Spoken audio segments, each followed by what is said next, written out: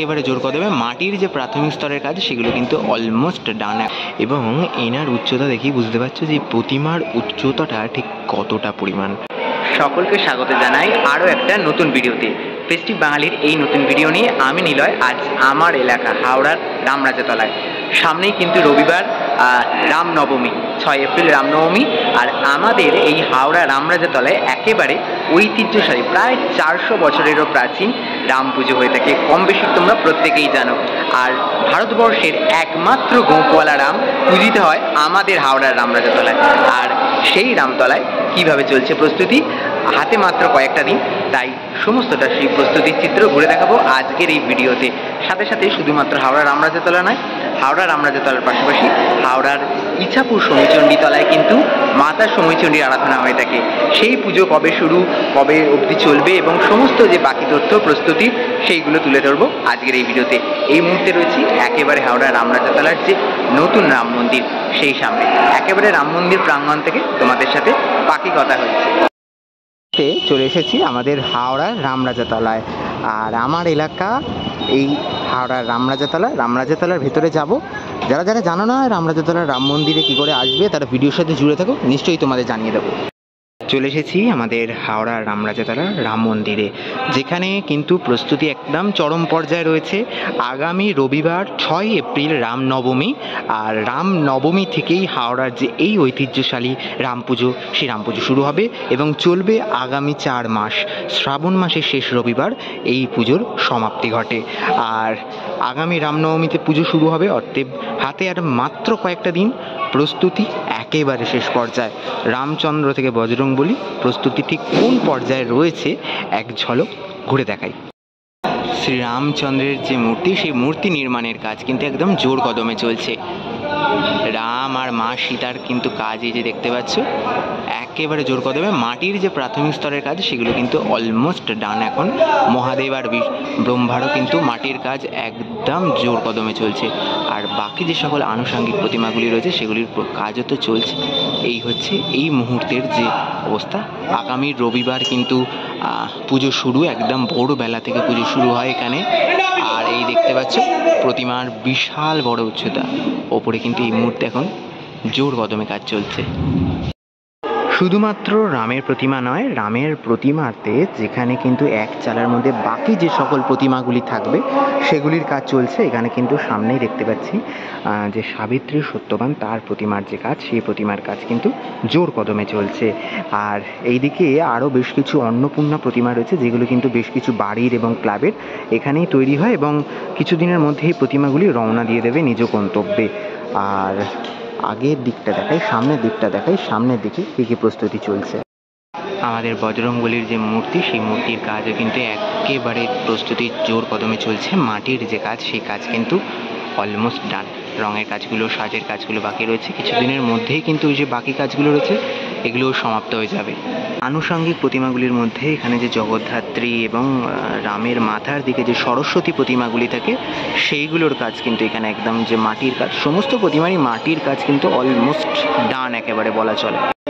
বিষ্ণুর যে ত্রিলোক অবতারের যে মূর্তি, সেই মূর্তিও কিন্তু এখানে চলছে কাজ, একেবারে মাটির কাজ চলছে। বাকি সুগ্রীব থেকে শুরু করে বাকি আরও যে সকল সখীর মূর্তি রয়েছে সেগুলো কিন্তু এই যে একেবারে মন্দিরের সামনে এখানেই প্রস্তুতির যে কাজ সেগুলো কিন্তু একেবারে জোর কদমে চলছে। আর একটা জিনিস দেখাই, এই হচ্ছে মা লক্ষ্মীর মূর্তি, যেটি রাম মন্দিরের একেবারে পাশে প্রতিষ্ঠিত থাকে। মা লক্ষ্মীর এই কাঠামো কিন্তু একেবারে বিসর্জন হয় না। প্রতিমা নিরঞ্জনের পর সেই কাঠামোই জল থেকে উঠে আবারও মন্দিরে চলে আসে এবং সেই পুরনো কাঠামোতেই আবারও নতুনভাবে মাটি পড়ে গড়ে ওঠে মা লক্ষ্মীর মূর্তি। রামরাজাতলার প্রায় 400 বছরের ঐতিহ্যশালী এই পুজো এই একই নিয়মে চলে আসছে বছরের পর বছর। যে গোটা মন্দির প্রাঙ্গণ দেখতে পাচ্ছ, রাম মন্দির যে প্রাঙ্গণ, এই রাম মন্দির প্রাঙ্গণ আগামী রাম নবমী থেকেই কিন্তু আগামী 4 মাসের জন্য একেবারে জমজমাটভাবে সেজে উঠতে চলেছে। আর তারই শেষ লগ্নের প্রস্তুতি একদম জোর কদমে চলছে এই রাম মন্দির। আরও একটা জিনিস দেখাই, এই যে 4 মাসের পুজো মাটির তৈরি প্রতিমা তো অবশ্যই হয়, তবে তার সাথে সাথে একেবারে সেই প্রতিমার বিপরীতেই রয়েছে মার্বেল পাথরের প্রতিষ্ঠিত করা একেবারে যে রাম রাম, সীতা, বিষ্ণু এবং মহেশ্বরের মূর্তি। এবং এই প্রতিষ্ঠিত মন্দিরে তোমরা সারা বছর পুজো দিতে পারবে। এবং খুব সুন্দর এই মূর্তি রাজস্থান থেকে তৈরি করে আনা হয়েছে। সামনেই একদম মাঝখানে রয়েছেন রাম, সীতা এবং তার দুই পাশে মহেশ্বর এবং বিষ্ণু। সামনে থেকে গিয়ে অবশ্যই তোমাদের দেখাই এক ঝলক করে।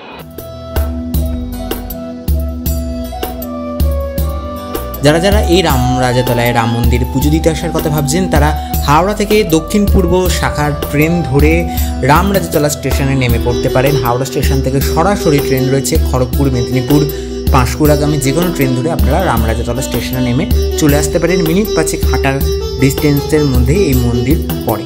এছাড়াও যদি আপনারা বাসে করে আসতে চান তাহলে কিন্তু রবীন্দ্র সদন থেকে সাঁতরাগাছিগামী বাস ধরে বেতর কিংবা বেলেপল্লে নেমে পড়তে পারেন।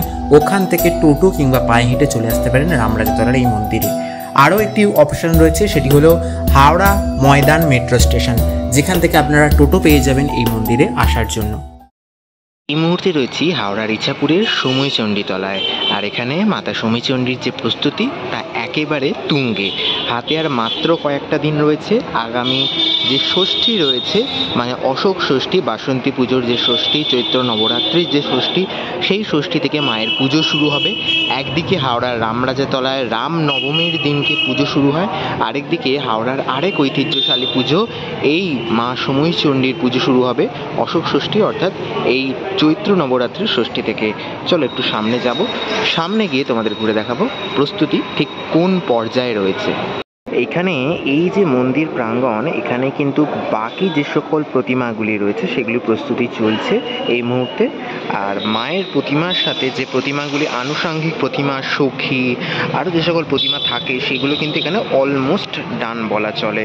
সাবিত্রী সত্যবানও রয়েছে, যিনি আলাদাভাবে পূজিত হন এই সময়চণ্ডী মন্দিরে, তারও কিন্তু প্রতিমা এখানে একেবারে প্রস্তুতি শেষ পর্যায়ে রয়েছে। আর এই হচ্ছে 2025 সালে মাতা সময়চণ্ডীর মূর্তি। আর প্রস্তুতি একেবারে শেষ পর্যায়ে রয়েছে, দেখতেই পাচ্ছ। মায়ের যে রঙের কাজ, সেই রঙের কাজ প্রাথমিক পর্যায়ে কিন্তু সমাপ্ত। এরপর মায়ের যে সাজের কাজ সেটি বাকি রয়েছে। আর বিশাল উচ্চতার এই প্রতিমা আমি গত বছর রাম বিসর্জনের সময় তোমাদের ঘুরিয়ে নিয়ে গিয়েছিলাম। আর আবারও প্রায় 4 মাস পর আবারও যখন এই উৎসব শুরু হতে চলেছে কিছুদিনের মধ্যেই, তার আগে তোমাদেরকে ঘুরিয়ে নিয়ে আসতে এখানে একদম সময়চণ্ডী তলায় পৌঁছে গেছি। দেখতে পাচ্ছ একদম প্রস্তুতি শেষ পর্যায়ে রয়েছে। আর মায়ের সাথে থাকেন হচ্ছে মহাদেব একদিকে, মহাদেবেরও প্রস্তুতি একেবারে শেষ পর্যায়ে। আর বেশ কিছুটা কাজ বাকি রয়েছে, তারপরে কিন্তু বাকি সমস্ত কাজ সম্পূর্ণ হয়ে যাবে। মায়ের প্রতিমার সাথে সাথে মায়ের প্রতিমার একেবারে এই যে টোটাল যে একটা চালার মধ্যে সকল প্রতিমা থাকে, একেবারে ওপরের দিকে দেখতে পাচ্ছি রয়েছে মা জগদ্ধাত্রী, মা লক্ষ্মী, গণেশ, সেই সকল প্রতিমাগুলির কিন্তু কাজ ইতিমধ্যেই একেবারে সমাপ্ত এবং সেগুলি কিন্তু সেজেগুজে একদম ওপরের দিকটায় বসে রয়েছে। এখানে একজন উঠেছেন শিল্পী, যিনি মাকে সাজাচ্ছেন, মায়ের এই সম্পূর্ণ যে প্রতিমার কাজগুলি করছেন। এবং এনার উচ্চতা দেখেই বুঝতে পারছো যে প্রতিমার উচ্চতাটা ঠিক কতটা পরিমাণ, অলমোস্ট কিন্তু 2 তলা বাড়ির সমান সমান। আর আমাদের হাওড়া রামরাজাতলা রামচন্দ্রের যে উচ্চতা রয়েছে, সেই প্রতিমার যে উচ্চতাটা তার থেকে কিছুটা কম হলেও তবে বেশ ভালো রকম উচ্চতা রয়েছে প্রতিমার। এই হচ্ছে সম্পূর্ণ প্রতিমা। আর বেশ কিছুদিনের মধ্যেই কিন্তু প্রস্তুতি হয়ে যাবে, তারপর সম্পূর্ণ রূপ দেখাতে নিশ্চয়ই তোমাদের নিয়ে আসবো। এখানে কিন্তু যমরাজ সহ আরও যে সখীরা রয়েছেন তাদের যে সকল প্রতিমাগুলি, সেইগুলোর প্রস্তুতি কিন্তু একদম শেষ পর্যায়ে চলছে। এখানে কিন্তু এখন যমরাজকে সাজানোর কাজ সেটি চলছে।